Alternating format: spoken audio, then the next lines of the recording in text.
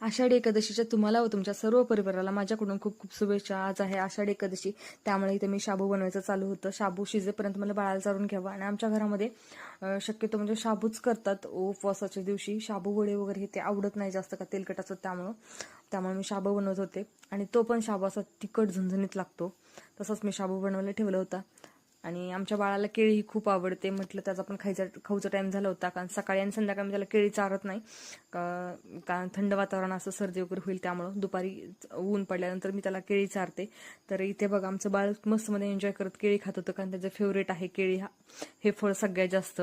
आणि जरी तुमच्या बाळाचं जर कोणाच्या बाळाचं वजन जर वाढत नसेल, कमी जर वजन असेल, तर 8 महिन्याच्या पुढील बाळाला तुम्ही केळी देऊ शकतात, किंवा डॉक्टरांना विचारून द्या, कारण काही बाळांना सूट होते, काही बाळांना सूट होत नाही. इथे बघा माझा शाबू पण तयार झाला होता. मग शाबू ताटामध्ये घेतल्यानंतर फराळीचं जेवढं काय होतं तेवढं सगळं घेतलं.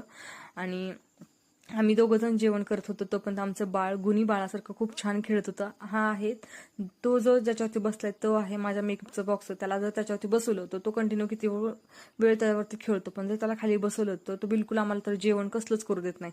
त्यानंतर आत्ता वाजलं ते संध्याकाळचे 5, आणि 5 वाजल्यानंतर खूप छान वातावरण झालं होतं, त्यामुळे मी किचनमध्ये चहा ठेवण्यासाठी आले. इथे येऊन बघते तर काय आमच्या सिनूंनी देवघरामध्ये जी आपली धूपदाणी असते त्याच्यावरती उडी मारून ते तोडलं होतं, पण त्याचा जो खालचा छोटा तुकडा राहिला होता. मग ते म्हणलं त्याचा काहीतरी उपयोग करता येईल, की त्याच्यावरती धूप जाळता येतं, म्हणून ते तसंच ठेवलं.